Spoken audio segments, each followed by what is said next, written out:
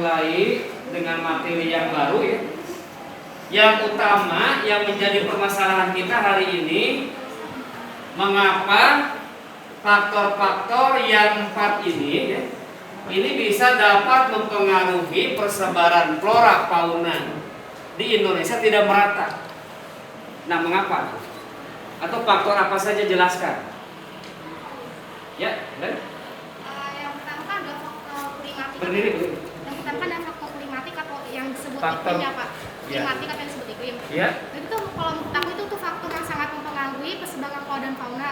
Nah, apa sih faktor iklim itu? Antara lain tuh kayak sinar matahari yang mungkin ada suatu wilayah yang terik banget sama ada yang enggak. Ya. Terus suhu, Ya. terus kelembapan wilayah, terus curah hujan yang kadang meningkat, Curah yang hujan. kadang enggak, terus juga sama Tekanan udara, Pak. kelembaban. Terus juga faktor iklim itu tuh dapat menemukan jenis perbedaan vegetasi. Iya. Contohnya di mana? Contoh Vegetasi di mana? vegetasi di Ya, Bapak tambahkan. Contohnya begini. Kata Leni tadi, faktor iklim itu bisa menentukan persebaran flora dan fauna, contoh. Nah, di dalam mana? Ini NTB, ini NTT. Ini banyak sabana. Apa sabana itu? Padang rumput yang sangat luas. Nah, di Nusa Tenggara Timur itu banyak orang yang menggembala sapi, kuda, kerbau tanpa digembala, tanpa diangon, tanpa ada orang. Itu liar. Di mana? Habitatnya di sini, di sabana atau savana, padang rumput yang sangat luas. Beda dengan di kita, nggak ada. Kita mau diangon, domba kan, bahaya, bisa hilang. Itu bisa menentukan faktor iklim. Kata Leni tadi benar, semuanya itu menentukan perbedaan, terutama di sini. Ini kering daerahnya nih, kering. Ya. Lanjut yang kedua, faktor apa lagi? Ya, siapa namanya? Ya, Aditya. Coba jelaskan. Faktor fisiografis merupakan faktor yang tidak langsung berhubungan dengan tanaman, namun penting artinya bagi tumbuhan dan vegetasi persebaran karena berhubungan dengan topografi dan ketinggian tempat. Ketinggian tempat. Contohnya apa ketinggian tempat? Contohnya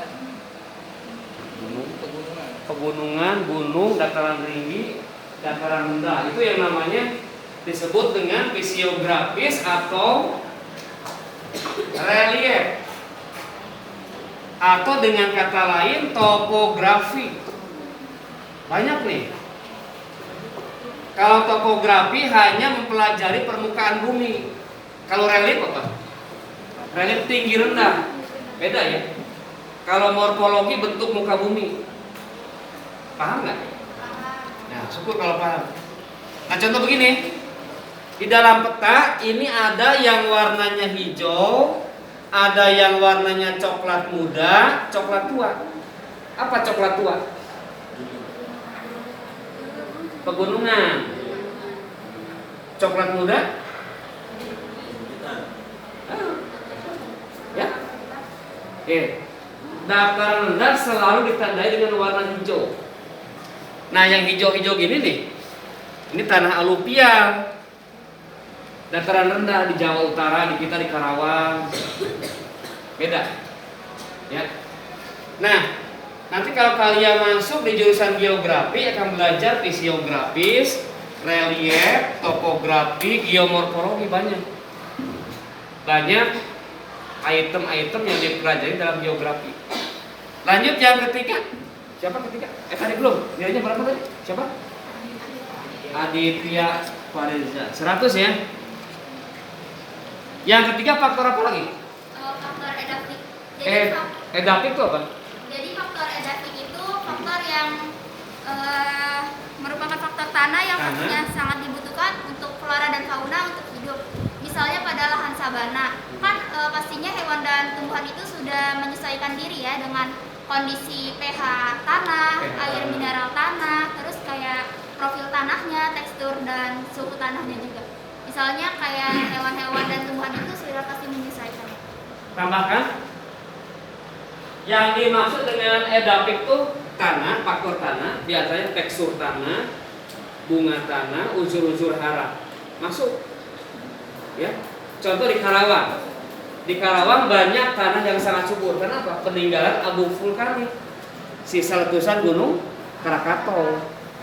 Tahun berapa gunung Krakatau meletus? 1883. Berapa ratus yang lalu?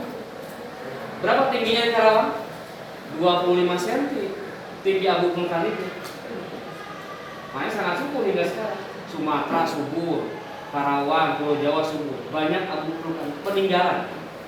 Yang keempat, faktor apa? Yang keempat itu ada faktor lingkungan atau faktor biotik. Faktor biotik itu adalah komponen lingkungan yang terikat makhluk hidup. Pokoknya kayak makhluk hidup dapat digolongkan merasakan jenis-jenis tertentu, misalnya golongan manusia, hewan, dan tumbuhan. Terus juga faktor biotik persebaran fauna itu sarananya ada udara, air, terus lahan, dan pengangkutan manusia.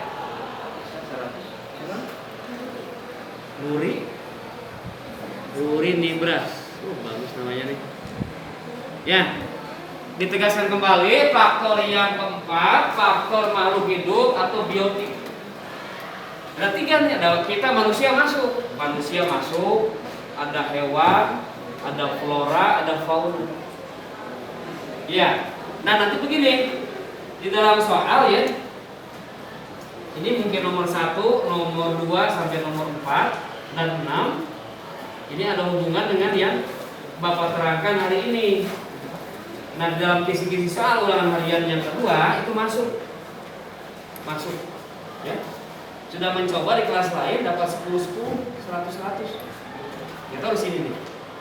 Ini buktinya ada, masih ada. Ya. Nah, kemarin sudah mencoba, anak-anak keliru, Pak. Kenapa nggak diucapkan kecualinya? Gitu. Sengaja. Anak bisa sampai kritis. Nah, ini yang belum. Insya Allah habis ini kita lanjut ke materi yang lain. Ya. Nah, tegaskan kembali. Ini ada 4 faktor masalah kita.